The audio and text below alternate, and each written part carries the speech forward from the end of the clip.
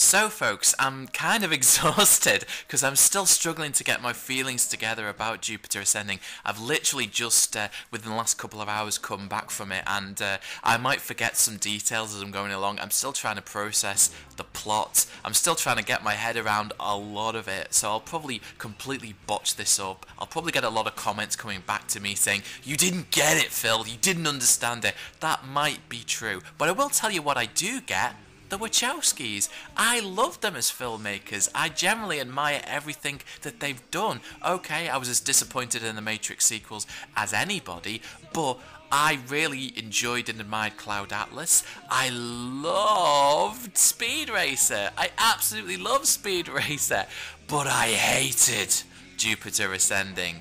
I really, really did not like this movie at all. And it's one of those things where I don't know whether I should feel guilty for it. A lot of the reasons why the movie is a complete disconnect for me, and by the way, for the audience that I saw it with, I saw it Friday night show, I saw it with, a half full theatre. I'm one of those guys, it's half full, not half empty, and none of us were clicking with it, none of us were connecting with it. The first 30 minutes just lost us. It was just too weird, too random. That's the word. And then, after the first 30 minutes, we finally get the exposition, which explains what's going on in the plot. But of course, it's Wachowski exposition, which means the film stops dead, so we can have Sean Bean explain to us exactly what's going on, but in a really, really rushed, convoluted way, which we still don't fully understand. And then, even weirder than that, for the rest of the movie, we get something that is completely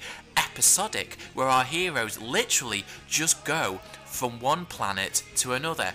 3 in total, where they each meet some kind of intergalactic despot, have some wacky adventures, and Mila Kunis gets rescued by Channing Tatum. I swear to God, this happens 3 times in a row over the space of what must be 70, 80 minutes.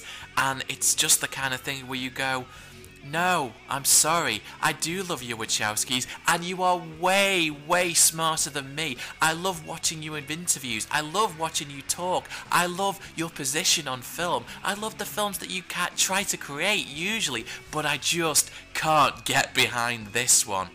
I think what starts with Jupiter Ascending is the kind of thing where the Wachowskis clearly are operating in the mindset that, hey, we're not going to slow down, we're not going to wait for you to catch up, we're just going to present a world. And we're not going to world build specifically. I've seen some reviews that say that, where they say the movie has pretty effective world building, just pretty poor characters and a pretty poor plot.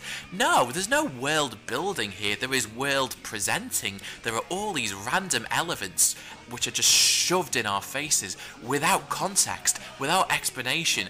And what are we supposed to do as an audience? I know what we're supposed to do. We're supposed to say, oh, that's cool, that's random, that's science fiction, that's an alien race. Why does it need to be explained? Why does it need to be explained why we have a planet that's populated by human beings and at the same time people who are genetically spliced with animals and have things as random as ears the size of their entire head, and we have other people that look like albino rat kind of characters, and we also have lizard men with wings, fucking Koopa Troopers, all these thrown into, oh, and aliens with 4 arms, the traditional grey aliens thrown in as well, and winged, bat-wing kind of alien craft, all these things shoved in our faces, all at random elements. You cannot figure out who is who, who's working for who. You need to know some of these things so you can buy into the world. There's no world building, it's all just random. In fact, if I were going to subtitle Jupiter Ascending anything, I would call it Random Insanity the Movie, because that's what it is, certainly for the first 30 minutes. So as I try to recollect what I've just seen, let me try and break it down for you exactly what we're getting here. So we have our initial prologue set on Earth, where a Russian lady meets an attractive Russian man, or a British man. No, he's a British man who can basically speak fluent Russian, and he's an astrologer, and he's played by James Darcy, so he's immediately attractive and sexy. You've seen him, folks. He shows up in all kind of movies. He was in Cloud Atlas, actually. And they get together, and they have a child named Jupiter for astrology reasons. And then he gets killed randomly by, I don't know if they're muggers or some kind of regime that's come in to steal his telescopes and then shoots him because he tries to get his telescopes back. It's basically the same kind of scene you'd see with Wayne's parents, Bruce Wayne's parents getting murdered, but it's a fight over a telescope. And I just didn't get that whatsoever. I didn't understand what was going on. So then, a Russian lady with the child decides to leave Russia, cross the ocean to America. Jupiter is given birth to while on the sea voyage, and she's built during a time of a specific celestial alignment, which means that she's bound to have a good fortune and an amazing life and a brilliant destiny.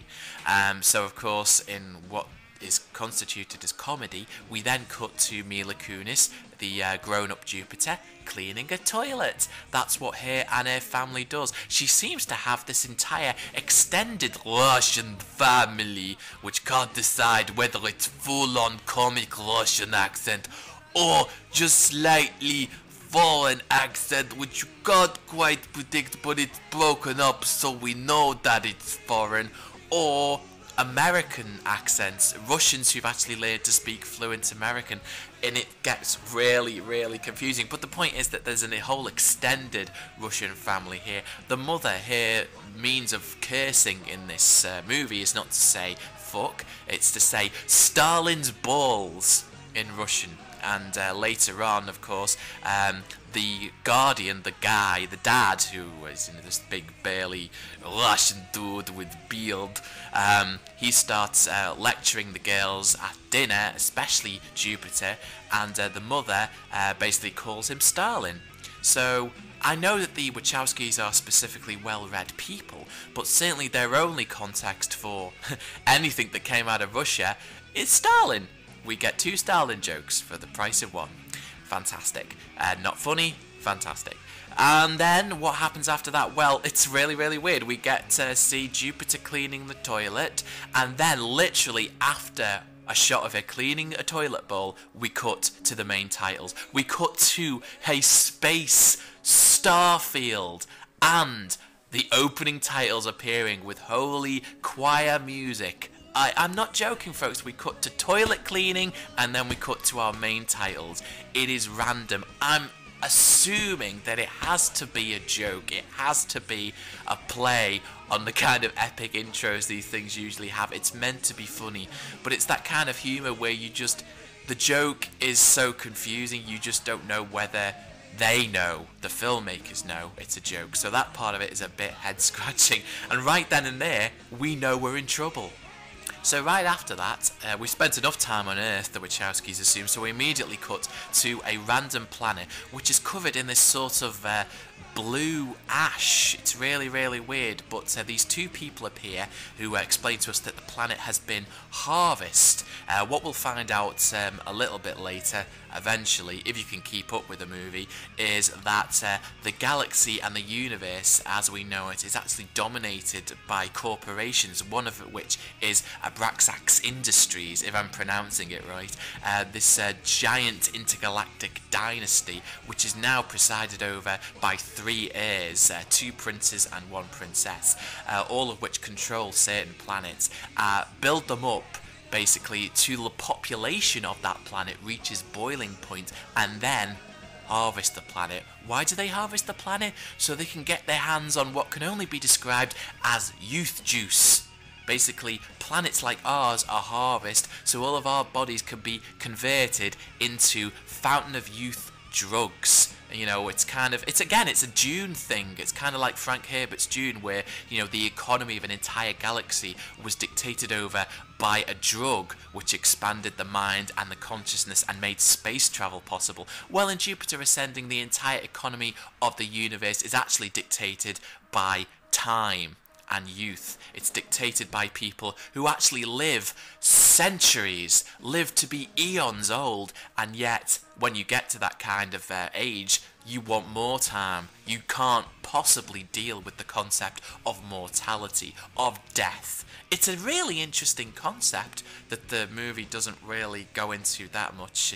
But it is interesting. So basically, planets like ours can be harvested, turned into this fountain of youth drug, which then characters like the Abraxas family can bathe in and then become youthful again. There's a shot, you might have seen it in the trailer, where Eddie Redmayne is dunking himself in a bath, butt-ass naked, and it turns out I think that's exactly what was going on there, but that scene takes place completely randomly inserted into the movie at a point that makes no sense for as far as a story flow is concerned. And it's only now actually thinking about it that I realise what was going on there. It's a bit crazy. It's the kind of movie where you get scenes like that without context, without explanation. An explanation will come later, but by the time we get to it, you've forgotten the scene, you've forgotten the context, and it's just a moment that makes no sense. All you can remember is it's a moment that makes no sense. Nothing makes sense. So we get to the two heirs of the Abraxas family, one of the guys and one of the gals, and they're talking about how the harvest is quite humane and the people on the planet who get harvested and killed, they feel no pain. We never actually see a harvest, by the way. We never actually see what we're talking about. It's the kind of conversation where that explanation should follow up with a later scene where we actually see that what they're talking about is complete bullshit and that the people who get harvested actually feel a lot of pain, thank you very much, but it never happens. Oh, I guess I'm spoiling things here because, of course, they threaten to harvest Earth. The main villain, played by Eddie Redmayne, threatens to harvest Earth.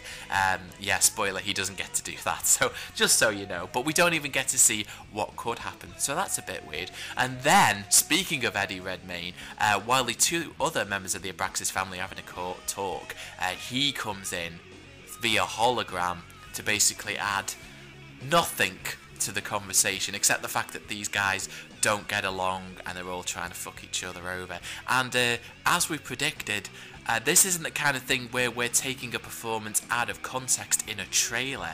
I never judge performances by trailers. I've made that mistake many years ago and I've been completely wrong. I do not do that anymore. But it turns out in this case, if you had doubts about how Eddie Redmayne was going to be able to pull off this performance, which is clearly meant to be intentionally camp, then you were absolutely right. We were all absolutely right to be afraid because it is just as toxically bad as you could possibly imagine. He's having fun, I guess. We're just not having fun. It's the performance of an undirected person. He's a guy who, as you probably heard, delivers every line just like that. Now go! He's that kind of guy. He will do everything in a sort of whisper, and he'll have one of his hands at a slightly tinted, campy angle, and will speak almost wistfully. I'm so delightfully quirky. I'm so delightfully restrained. Isn't it so delicious to be evil? Now go! And he'll do that all the time. All the time. And it's one of those things too where it commits this sin which I absolutely fucking hate in movies, where every scene that Eddie Redmayne is in until the climax of the movie where he takes centre stage is, I swear to God, 20 seconds long. We just get these little 20-second scenes where Eddie Redmayne's taking a bath, or yelling at a lizard man, or yelling at a rat man, or sitting at a desk and yelling at the audience. Whatever it is, it's just that. I need her found now. Now go! I will harvest that planet tomorrow. Now go! He'll just keep doing it again and again and again. And look, the audience I saw it with, they were laughing. They were having a good time. But no, Eddie, you ain't winning that Oscar. I'm sorry about this. I believe in you. You're a great actor. You just, hey, a lot of people fall into this trap.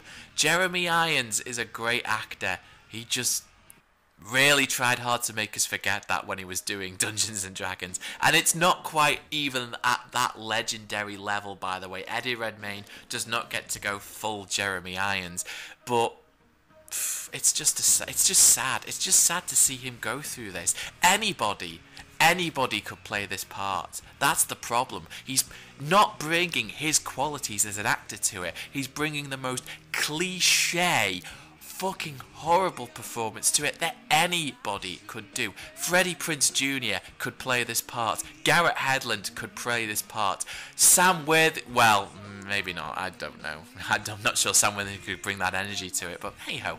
So moving on, we've introduced those guys. We don't even know if they're villains. The movie doesn't even know if they're villains, quite honestly. It keeps switching back and forth on that. And then we cut back to Earth, where we get to see a bounty hunter from the future or from another galaxy. It's basically that Kyle Reese kind of introduction that we get for Channing Tatum's character. Part man, part wolf, all hero. He's a wolf man, and he has, I will admit, something very, very cool visually about him. You might have heard he has these, as I guess you describe them as sky boots. He used to have wings. He used to actually be able to fly properly, but now he doesn't. Instead, he has these boots which basically allow him to surf on air at any altitude. And you know what? It's kind of cool. There's something very, very exciting about the sequences where we actually get to see him fly skate across the skies of Chicago. It's very Silver Surfery. I have to imagine that was in the back of the Wachowskis' mind. And flight captures the imagination. It always does when it's done well. It is done well here. So I like that. Initially, we just get to meet him as he's trying to track down somebody, which will turn out to be Jupiter. And he's getting chased by some bounty hunters who basically say he's trying to steal our bounty, so we're going to get him. Well, you know, he manages to escape them. And then we cut back to the Jupiter family. We get cut back to Jupiter and Hiroshkin family as they're having dinner, one of those big, something out of Nutty Professor kind of family dinners where they're all yelling at each other, and we get the Stalin joke. And then we cut to Jupiter in another room where she gets to speak to one of her family members, one of the youthful guys, one of the more young members. Now, I couldn't honestly tell if he was a member of the family or not. I guess I could because he has one of those big black cliche Borat mustaches, just like every other member of the family, but he talks with an American accent, unlike every other member of the family. So it's really, really, really confusing. And I didn't even see him at the dinner table scene, so I honestly didn't know if he was part of the family. I did recognise the actor because he's in Speed Racer, but I didn't know what was going on there. And then he talks about Jupiter going to a clinic to get her eggs sold so they can actually make a bit of money, not just from cleaning. He hasn't told the rest of the family about this plan, but he's all set it up. And she wants to do it because initially we're dealing with a character who's just bored with her life cleaning toilets, and then we have another scene where she talks with her roommate about the fact that she's never met the right guy and she wants to meet Mr. Right. And then we get a scene where she talks about wanting to buy a $4,000 telescope so she can be an astrologer just like her dad, even though she never got to meet her dad. And it's weird how she wants to buy the exact same gold telescope that he had, even though she never actually met him. So we're really finding it hard to figure out the character of Jupiter. Does she want a better life for herself and her family, or does she want to meet Mr. Right, or does she want to be an astrologer, and why? None of this stuff is explained. It's just 3 sequential sequences where a character talks about her hopes and dreams, and the hopes and dreams are completely different. It's impossible to keep track of. It's nuts. And then, of course, we cut back to Eddie Redmayne in his Imperial Dynasty. He meets with his toady assistant, who I assume is some kind of albino rat hybrid kind of thing. And then he talks with his army of lizard men, and he basically says, "Have you found her?" "Yes." Cut, and we're off. And we're back to Earth again. And then we get another sequence where Jupiter is sitting with her flatmate, and the weirdest thing happens, which I still can't get my head around because it's so badly directed. But basically, this bunch of aliens, these grey kind of aliens come in, burst into the room. Jupiter's in the back getting changed, so she can't initially see it. The roommate, the blonde roommate who's dressed in nothing but her underwear, gets knocked out or killed. It's really hard to tell by these aliens because they want to grab her, thinking that she's Jupiter, I think. And then Jupiter actually comes back into the room and sees what's going on, and her first instinct, rather than running to help, is basically to take a picture of what's going on, to take a picture of these aliens kidnapping her friend with her iPhone. Is that a comment on today's culture, that we're all so hooked into taking pictures, taking selfies, capturing moments, that we'd rather do that, capture the moment, than actually stop the moment from occurring? I don't know what's going on there, but Jupiter decides she'd rather take a picture of the moment than actually stop the moment from happening. And then, of course, because she takes a picture, the aliens all notice her, look at her, and try to knock her out. And instead, what happens is that we immediately cut to the same sequence, the same location, the same room, with those two characters, Jupiter and the roommate, but nothing's happened. The aliens aren't there. They're all just like, did you see that? Did you notice that? Huh? Something's happened. We'll find out a little bit later. Apparently they've basically been mind wiped, that the aliens basically botched their attempt to grab Jupiter, or the fake Jupiter in this case, and they've just basically mind wiped the two characters, run away, and I guess they'll try again another time.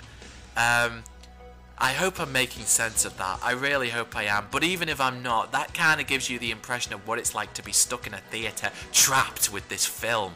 And then we cut back to elsewhere in the universe, where this time, instead of Eddie Redmayne as, I think it's Balaam Abrasax, excuse me. Well, this time we get to meet his brother, who we met previously, Titus Abrasax, who's a slightly younger, a bit more of a hunk, curly hair, bit of a fop.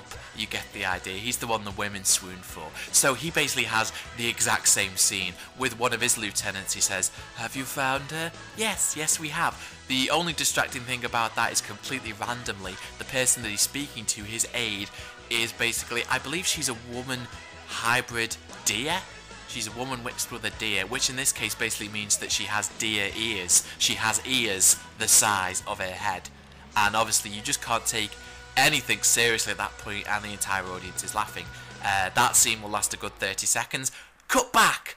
And then we get Jupiter actually going to the clinic to get her eggs removed for money. But of course the doctors in the clinic who are about to actually do the procedure, they're actually aliens in disguise, the grey aliens again. Now, how they figured out that this Jupiter is the right Jupiter rather than the blonde roommate, I'm still trying to figure out. That part I don't understand at all. But what I do understand is that Channing Tatum breaks in, kills the aliens, rescues Jupiter. How did he know she was there? Haven't got a clue. Not a friggin' clue. And then he basically takes her off and they fly away on their sky boots, and he takes her to some kind of construction site where she has a bit of a sleep. And then we'll cut back to the third member of the Abrasax family, which is, I'm trying to remember here, I think it's, Kalik. Kalik is the name of the sister of the Abrasax family. She's played by a rather enigmatic actress who I haven't seen in much, called Tuppence Middleton, excuse me. She's got a really interesting face, whether it's in old age makeup, which is kind of distracting, or when she has her fountain of youth drug and she just becomes normal. She's got a really interesting face, a really interesting performance there. I really liked her. I'd like to see more of her. She's quite good in this. And basically, she's also trying to find Jupiter, and she's the one who's hired this party of mercenaries to actually find Jupiter herself.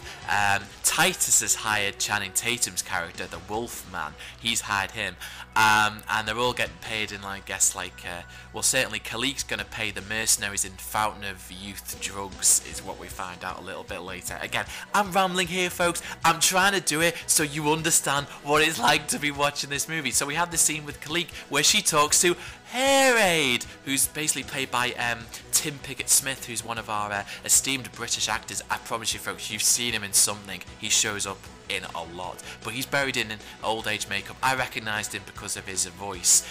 He's a hybrid of some animal, but I couldn't friggin' tell which one he was. I think he was another one of those albino rat race kind of guys, probably, but who the hell knows? Who the hell cares? It's just another random character. So they're talking, and basically Kalik is going to fuck her brothers over to kidnap Jupiter as well. That's 30 seconds, and cut back to Earth. And immediately, we're cutting to a scene, literally, with no explanation, we're cutting to a bit where Jupiter is putting her hands through glass. You know, in that kind of Matrix way where the glass basically just morphs and turns into a friggin' Stargate portal, and she's able to put her hands through the glass, and she just looks at it and she goes, cool, and then takes her hand out of it. And that's it. And there's no explanation for what the hell was going on there. It's just another completely random moment of insanity. You get the feeling with Jupiter Ascending that you are watching a movie that has been butchered to shit, that has been cut drastically. The fact that the movie is just over 2 hours, it feels longer, trust me, but just the fact that it's over 2 hours, that's usually not what the Wachowskis do. They usually make movies that are a little bit longer than that. And to be honest with you folks, I don't think it is the case that this movie's been cut to bullshit. I'd like to say that it is. I'd like to say we're just dealing with another movie which turned out badly, and the studio executive said, you know what, cut it. Cut out all the extraneous stuff. Just cut it, make it as tight as you can. Maybe we'll make some money. That logic which I've never ever understood, because it just makes movies worse. But I don't think that is the case here. I'd like to think it, because I like to cut the Wachowskis some slack, because I respect them so much. But I don't think that was the case here. I really don't. It's just random. It's randomly cut together. Moments like that, they might seem throwaway, but when you have so many of them, you really start to notice what's going on. By the way, at this point, you might think that I'm taking criticism on Mila Kunis's performance. Trust me, guys, I'm not. I actually think, contrary to some critics that I've read, that she's the best thing in this movie. Now, make no mistake, Mila Kunis is playing Mila Kunis in this movie. There is no character here. There is no real performance. She's just bringing her own natural, likeable quality to this movie and saying, how would I, Mila Kunis, react in these circumstances and in these situations? But that at least grounds the movie in something. That at least gives us a character, even though, as I've explained, we don't understand the character, what her wants and needs are at all. We don't get that. But at least it's got Mila Kunis being Mila Kunis. I really, really liked her in this movie. I don't see how people, and I've read it in critics, can say Mila Kunis is the weak link here because she's not basically giving a performance that matches the material. I'm glad Eddie Redmayne's giving a performance that matches the material. It's clear, random insanity, yelling bullshit, completely random bullshit, random. Mila Kunis is being natural and grounding it in something, and she's in the movie a lot, and it's true, it is one of those movies where as a character she's basically getting dragged along. She is not instigating the plot. She is not a protagonist in any way. She is not leading the charge, even though she's the central character. She's basically just getting dragged around from one place to another, getting rescued from one place to another. The only decisions she makes are decisions like whether she's gonna marry Hunk Titus so she can basically save, I couldn't even remember what was going on at that point, or the fact that she's going to basically sign over, relinquish her claim to the universe so that her family can be saved in the climax, things like that. You see, I haven't even explained the fact that we find out that Jupiter, not only does she have a claim to Earth itself, she actually owns the Earth, because by divine right and by divine incarnation, Jupiter actually is reincarnation of the mother of all the Abraxas family. She's Eddie Redmayne's mother. And it's a really, really weird relationship that they have, which is kind of quirky and a little bit interesting, where basically Eddie, in the confrontations that they finally have, does keep referring to Jupiter as sort of her mother, but not really her mother. He loved his mother, but big surprise, he actually killed his mother.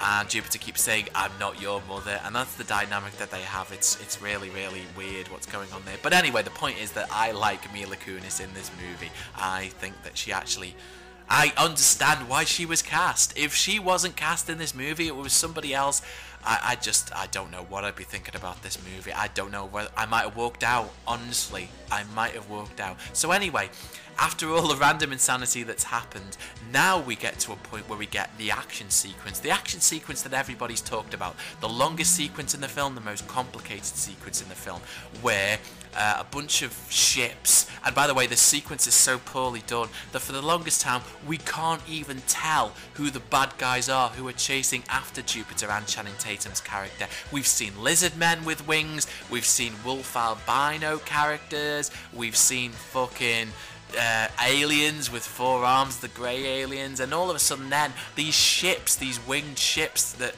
kind of have a John Carter-esque vibe about them, the film John Carter of course I'm talking about, they come out of nowhere and they basically start chasing after Jupiter and the Wolf Dude, and of course Wolf Dude picks up Jupiter and goes sky surfing, along the Chicago skyline, and it's got some good moments. You can certainly see that it's been elaborately designed, but it's...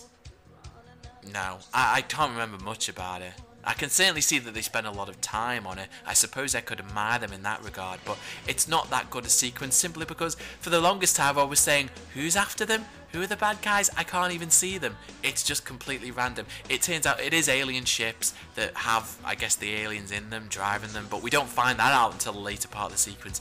It's just kind of nuts. I know that it was meant to leave us breathless, but it really just didn't do the trick for me. And then finally, we're at the 30-minute mark now, folks, so maybe I can slow down my tempo a bit, because the movie starts to slow down its tempo. Now we get to meet Sean Bean, who's also exiled himself to Earth. He is an alien, he is just like Channing Tatum's character, although he was a human spliced with a bee. He also used to have wings, but he's got a complicated history with Channing, and now he lives basically in some sort of living beehive. It's not actually, you know, a honeycomb or anything like that. It's a house surrounded by bees. Bees everywhere. And he himself, and his character's name is Stinger. he's a half man. I want to say half man, half bee. I want to say that they actually put him in some kind of elaborate bee makeup, but unfortunately it's not. It's nothing that elaborate. It is Sean Bean. You've seen him in the trailer. And the hilarious thing about this is that when they turn up at his doorstep, he immediately starts getting into a fight with Channing and punching his lights out. And then we immediately randomly cut to this other girl, this teenage girl on the doorstep of the house, who immediately appears behind Jupiter, and she just holds out their hand to shake Jupiter's and says, "Hi, I'm his teenage daughter. I think it's Kaylee or something. I'm Stinger's teenage daughter." Shakes her hand. Okay. Hi, teenage daughter. I assume you'll play some part in this. And then, as we go into the house, teenage daughter says to Stinger, "I'm going to the shops. Bye." "Goodbye, teenage daughter." And she's off. So, why was she there? Why did we waste? Film is precious. Even digital film. I assume this was shot on digital.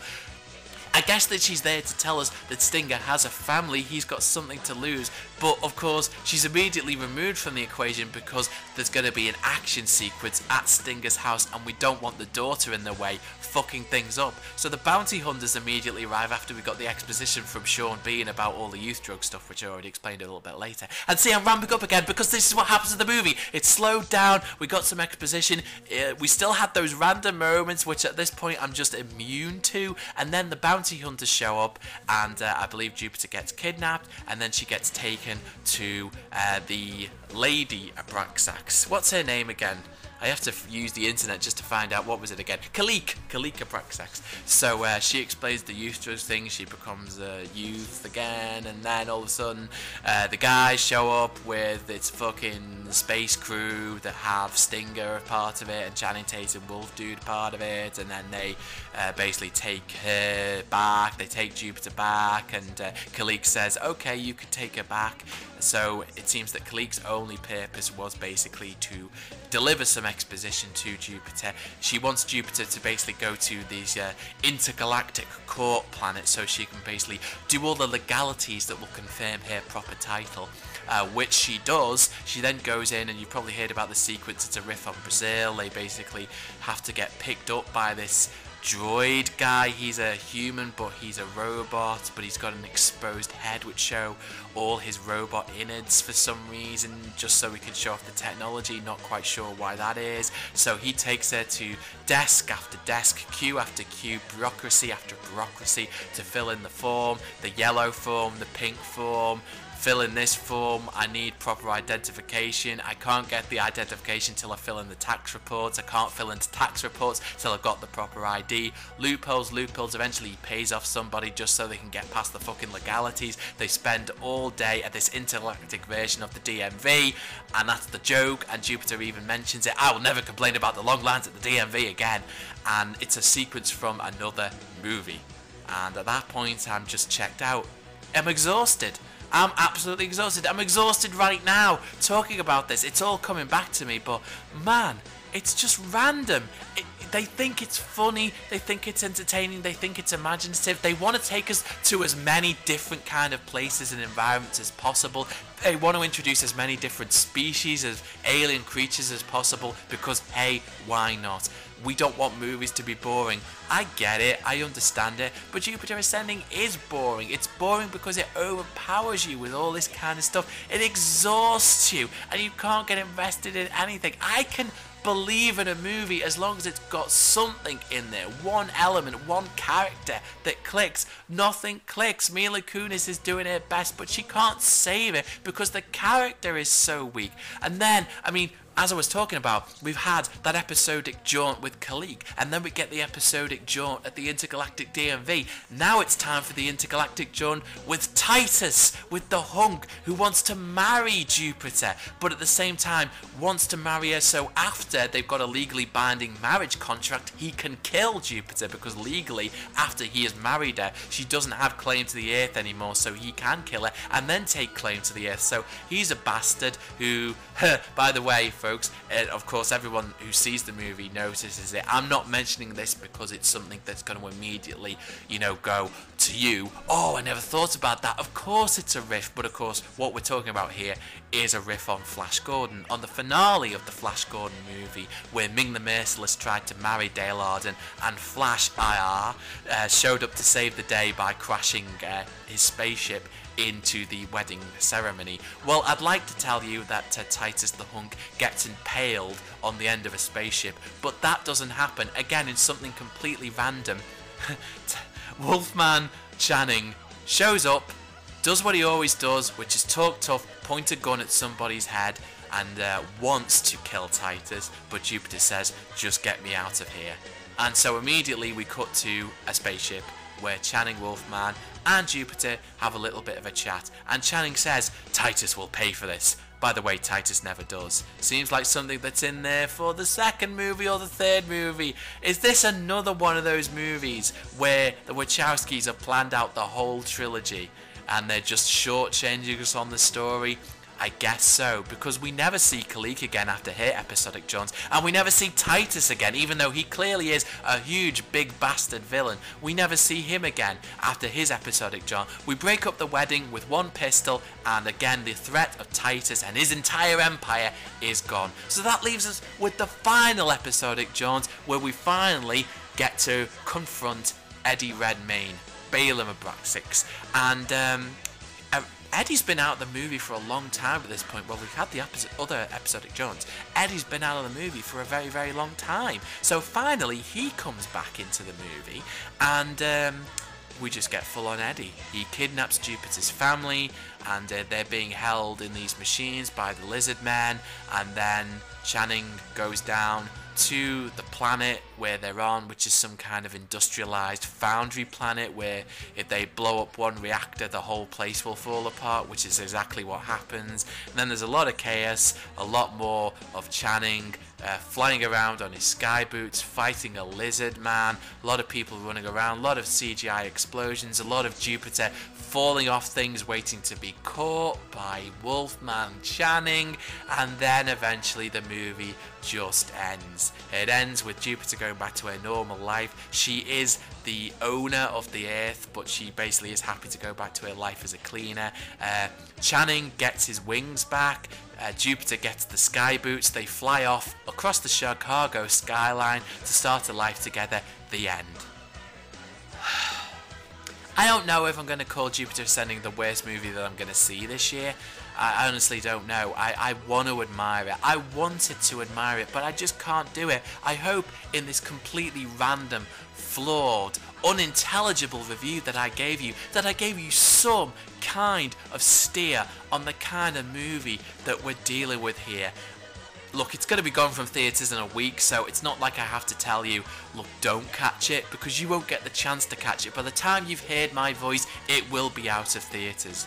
But I think at the end of this, I'm still a believer in the Wachowskis. I was talking to Jamie about this, and he said, well, so much for the Wachowskis. No, not at all. As far as I'm concerned, they've made one bad film. They've made their worst film. There's no doubt about that in my mind. But I'm still going to be interested in anything else that they do. But with this one, they just let their indulgences go a little bit too far. I get it. With this one, they basically wanted to make a potpourri of everything in pulp science fiction that they've ever loved and responded to, rather than tech noir. But nah, it just didn't work. It just didn't work. It was too random. This is the movie that exposes all of their flaws as filmmakers to the front. And I wish them luck with whatever they do next, but I just want to say to them, congratulations, you just made Dune. And I don't mean you made Frank Herbert's legendary, visionary, science fiction masterpiece of a book, Dune, into a film. I mean you made the 1984 130-minute butchered, incomprehensible, David Lynch directed Dune into another movie. You just did it. Well done. Well done for wasting my fucking time and my $12. Jesus Christ.